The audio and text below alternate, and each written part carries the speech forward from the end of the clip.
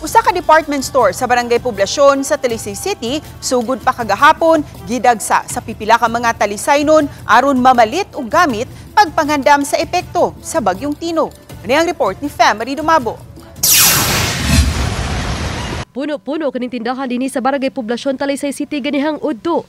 Apan dili mga pagkaon ang gidugukan nga paliton, kundi mga gamit sama na lang ni ining gagmay nga solar panel nga dunay suga. Gani matod sa usa sa mga tindero nga kagahapon pa lang daghan na ang namalit ni ini. O gani hurot-hurot ng ilang tinda. Para extra nga charging and para accommodation sa nga well yang kuan. Okay guys, para ma-accommodate og tarong makita ang mga butang and for emergency use. Kay kung simbako.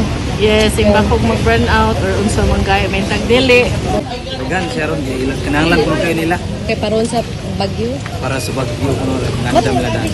Matuwag ba nato ga panic buying or sa bag? Panic buying ana gid.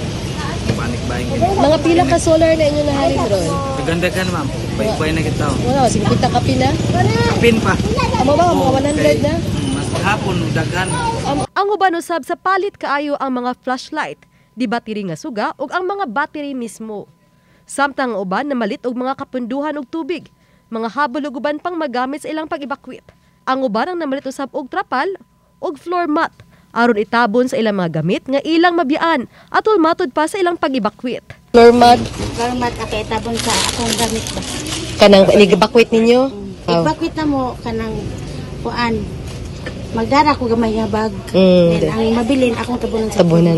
Para di kaon kay mabasa. Miti sa kuan, balhinan kay man ko'y gamit ko sa akong balay kito amos bukid. Ini ato man ako diri niya. Halit na lang ko para na ako'y kuan.